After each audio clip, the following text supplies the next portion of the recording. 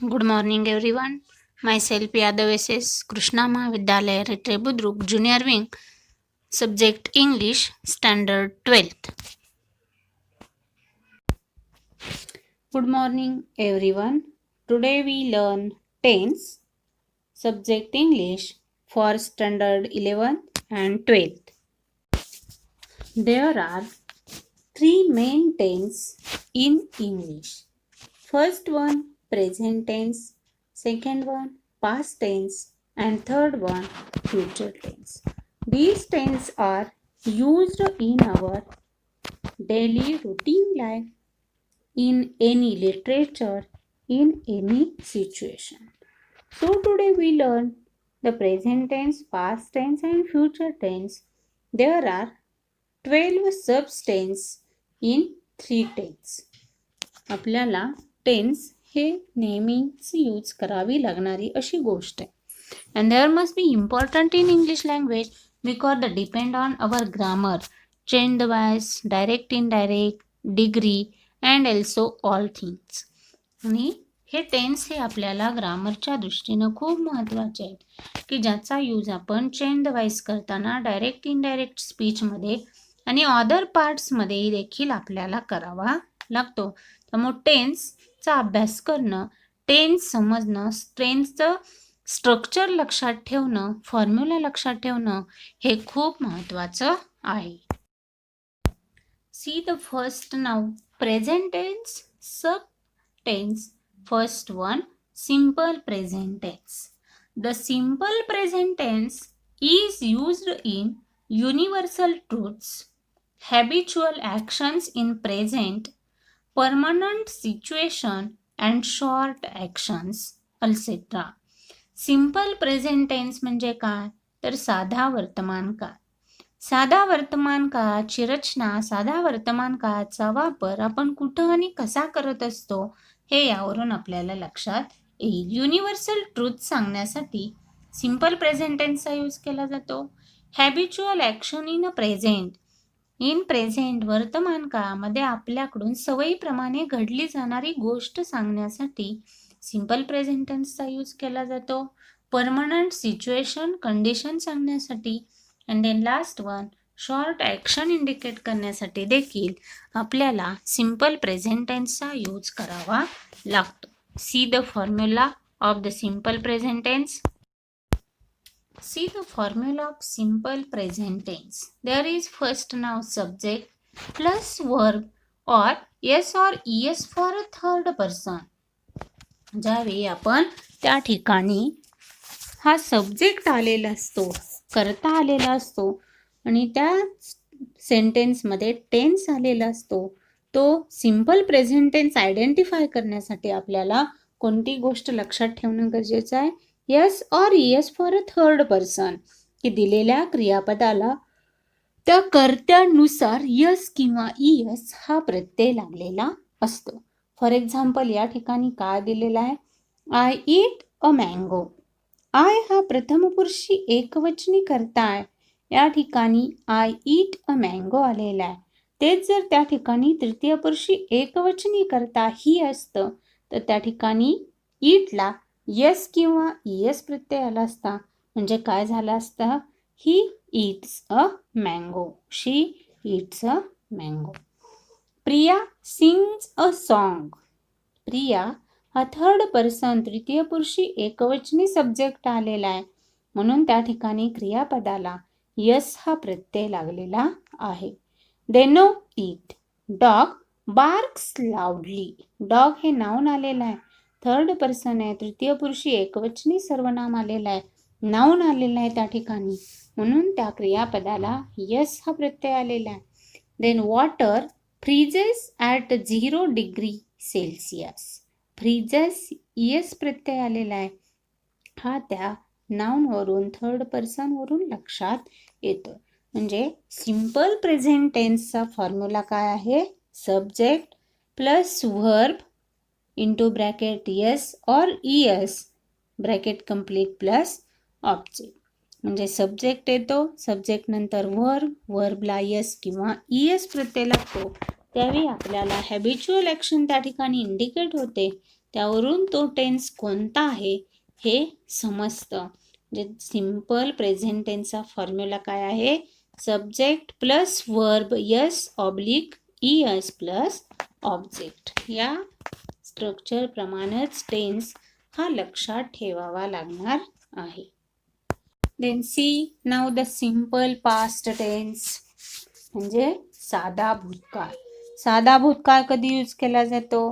तर completed action in a past. ही भूतकाळामध्ये तुमची ॲक्शन पूर्ण झालेली आहे. Series of completed actions, single period with time expression and habitual actions in the past. किंवा भूतकाळामध्ये तुमच्याकडे असलेली तुम्हाला लागून राहिलेली एखादी सवय सांगण्यासाठी, हॅबिच्युअल ॲक्शन इंडिकेट करण्यासाठी सिम्पल पास्ट टेन्सचा यूज केला जातो. कंप्लीट झालेले ॲक्शन परंतु भूतकाळामध्ये घडून गेलेले ॲक्शन सांगण्यासाठी साध्या भूतकाळाचा वापर केला जातो. मग साध्या भूतकाळाचा वापर करत असताना त्या ठिकाणी असलेले जे वर्ब आहेत, क्रियापद आहेत, त्या क्रियापदांची भूतकाळी रूप ही आपल्याला माहीत असली पाहिजेत. म्हणजे V1 माहीत असला पाहिजे, V2 माहीत असला पाहिजे अँड V3 माहीत असला पाहिजे. त्याशिवाय भूतकाळी टेन्समधले तिन्ही पार्ट्स आपल्या लक्षात येत नाही. Then see the structure of the simple past tense. Subject plus V2. V2 means क्रियापदाचं भूतकाळी रूप, क्रियापदाचं दुसरं रूप. फॉर एक्झाम्पल हिअर इज नाव I ate an apple. Eat ह्या मूळ क्रियापदाचं एट हे काय आहे? भूतकाळी रूप आहे. म्हणजे आपल्याला साधा भूतकाळ कशावरून आयडेंटिफाय करता येतो? तर सब्जेक्ट आलेला असतो आणि सब्जेक्ट नंतर क्रियापदाचं भूतकाळी रूप हे त्या ठिकाणी आलेलं असतं. त्यावरून आपल्याला काय समजतं? तर दिलेल्या सेंटेन्सचा टेन्स हा कोणता आहे. See the for example second. He went for Paris 2 days ago. Here is now come V2 went. The main verb go. go या मूळ क्रियापदाचं भूतकाळी रूप काय आहे? वेंट. आणि ते या ठिकाणी दिलेलं आहे. म्हणजे दिलेलं सेंटेन्स हे कोणत्या टेन्सचं आयडेंटिफाय होत आहे? Simple past tense. Then third for example my brother woke up and went for a school. Wake up या मूळ क्रियापदाचं भूतकाळी रूप काय आहे? Woke up and went went for to school. म्हणजे दिलेल्या वाक्यामध्ये कर्त्यानंतर क्रियापदाचं भूतकाळी रूप आलेलं असेल तर दिलेले सेंटेन्स हे सिम्पल पास्ट टेन्समध्ये असतं. Then 4 number we made a cake for you. There is now made. V2 आलेला आहे. क्रियापदाचं भूतकाळी रूप आलेलं आहे. जे मेड या क्रियापदाचं मूळ रूप काय आहे? मेक. मेक मीन्स बनवणे, तयार करणे. We made a cake for you. मी तुझ्यासाठी केक तयार केला होता. मेड आलेला आहे. क्रियापदाचं भूतकाळी रूप आलेलं आहे. Then see the last. Pratik studied in library. Study अभ्यास करणे. स्टडीड अभ्यास केला. स्टडीड हे V2 आलेला आहे. क्रियापदाचं भूतकाळी रूप आलेलं आहे. यावरून आपल्याला हा फॉर्म्युला स्ट्रक्चर लक्षात ठेवलं पाहिजे की आयडेंटिफाय कसा करायचा? Simple past tense subject plus V2. Present tense simple present tense कसा आयडेंटिफाय करायचा? तर subject plus verb oblique into bracket S or ES. वर्बला यस किंवा इयस प्रत्यय असेल तर तो काय? सिम्पल प्रेझेंट टेन्स असतो. आणि सब्जेक्ट नंतर जर भूतकाळी क्रियापद आलेला असेल तर तो टेन्स हा सिम्पल पास्ट टेन्स असतो. या पद्धतीनं हे दोन्ही simple present and simple past tense लक्षात ठेवला पाहिजे. Then see the simple future tense. Expressing future plans म्हणजे भविष्यातील काही आपले प्लॅन सांगण्यासाठी सिम्पल फ्युचर टेन्सचा यूज केला जातो. Expressing sudden decisions. तुम्ही काही एखाद्या वेळेनुसार कोणकोणते निर्णय घेणार आहात, कोणत्या पद्धतीनं घेणार आहात हे इंडिकेट करण्यासाठी देखील सिंपल फ्युचर टेन्सचा यूज केला जातो. देन मेकिंग फ्युचर प्रेडिक्शन्स, भविष्यातील काही घटना नोंद करून ठेवण्यासाठी, सांगण्यासाठी, तयार करण्यासाठी सिंपल फ्युचर टेन्सचा यूज केला जातो. See the formula of simple future tense. See the structure or formula of simple future tense. Subject plus shall oblique will plus verb. म्हणजे काय सांगितलं या ठिकाणी, सुरुवातीला वाक्याचा सब्जेक्ट आलेला असतो, सब्जेक्ट नंतर शाल किंवा विल हे टू बीचं रूप भविष्यकाळातलं आलेलं असतं आणि त्यानंतर वर्ब आलेलं असतं. फॉर एक्झाम्पल काय दिलेलं आहे, I shall keep my promise. There is now first one subject I, then to be shall, then verb keep my promise. Keep, it is now verb. See the next, for example, she will famous somebody. She subject, will to be and famous verb. Third, Sachin will make a century.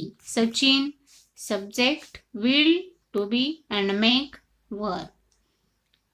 Fourth one, my friends will make a plan for a picnic. My friends subject, will to be, make verb, a plan for picnic object. Priya will visit her grandpa after examination. Priya subject, will to be, visit verb, her grandpa after examination object. See the structure of the simple future tense. Subject plus shall oblique will plus verb. See the subtense of present tense. Present continuous tense or present progressive tense. म्हणजे काय म्हणतो आपण त्याला, चालू वर्तमान काळ किंवा अपूर्ण वर्तमान काळ. अनफिनिश्ड ॲक्शन, यामध्ये काय सांगितलेलं असतं, अनफिनिश्ड ॲक्शन की जी क्रिया आपल्याकडून पूर्ण झालेली नसते.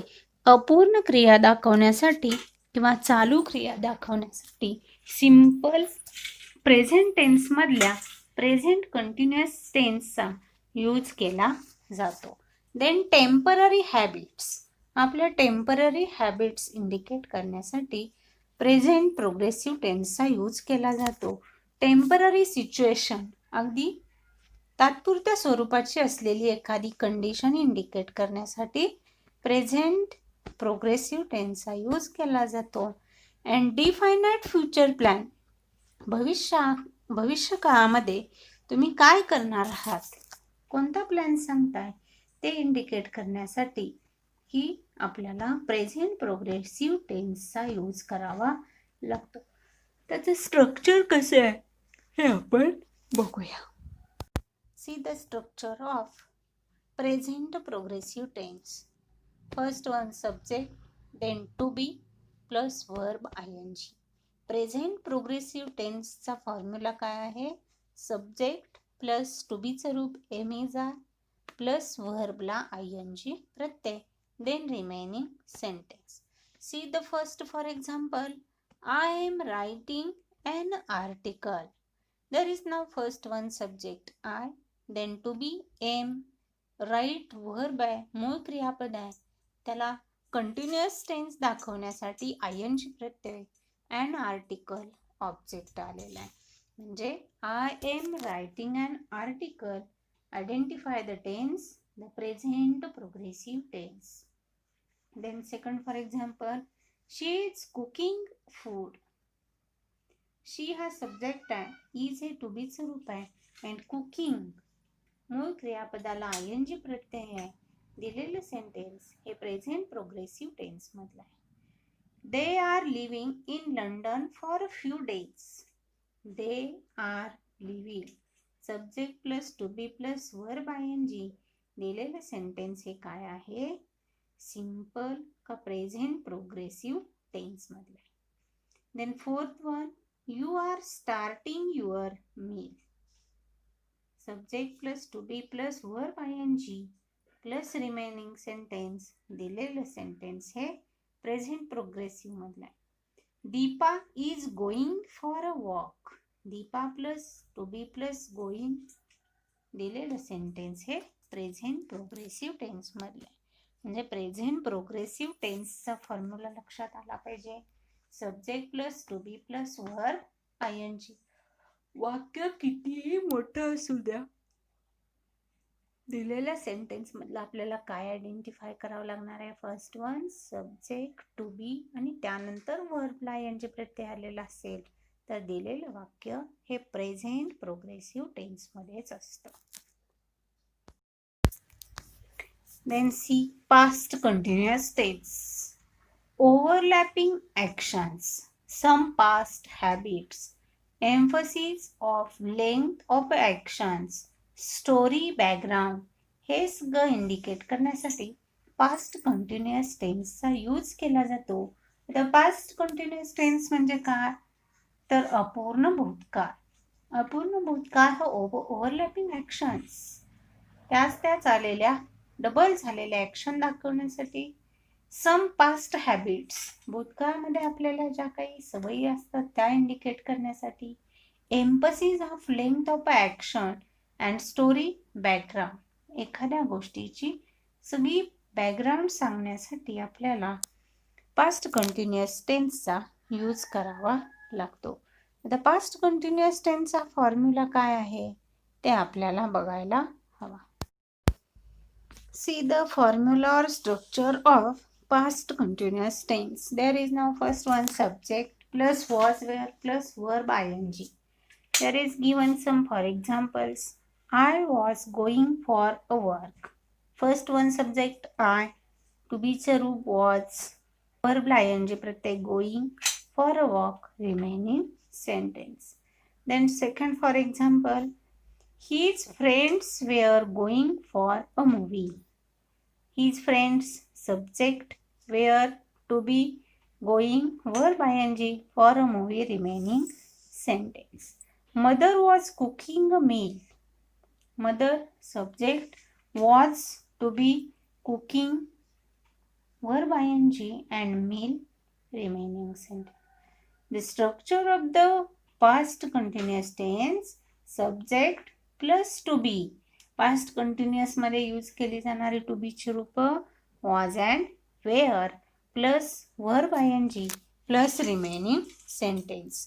There were playing football. There subject were to be playing verb ING football object. Cat was playing with a ball. Cat subject was to be playing verb ING with a ball object. See the all for example and study it. दिलेली सगळी काही for example बघा आणि प्रत्येक for एक्झाम्पलचा स्ट्रक्चरचा बारकाईने अभ्यास करा. Future continuous tense. Progressive action in future, interrupted action in future, parallel action in future. भविष्यकाळामध्ये असणारी एखादी कृती इंडिकेट करण्यासाठी भविष्यकाळामध्ये तुम्ही काय करणार आहात हे सांगण्यासाठी फ्युचर कंटिन्युअस टेन्सचा यूज केला जातो. यासाठी काही कंडिशन्स असतात, काही अटी असतात, त्या कोणत्या असतात आणि त्याचं स्ट्रक्चर काय आहे हे आपण बघूया. See the structure of future continuous tense. Subject plus shall be oblique will be plus verb ING.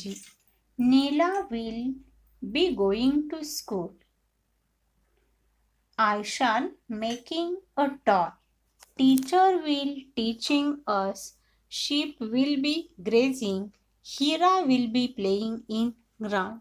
There must be used to be plus be oblique will shall. Neela will going to school subject आलेला आहे will plus verb ING plus remaining sentence. Then I shall making a toy subject I to be shall making verb ING. या पद्धतीनं हे future continuous टेन्सचं structure असतं. हे सगळ्या टेन्सची structure ही पाठ केली पाहिजे, त्याशिवाय आपल्याला ग्रामरमधला बराचसाच भाग हा टेन्स परफेक्ट असल्याशिवाय सॉल्व करता येत नाही.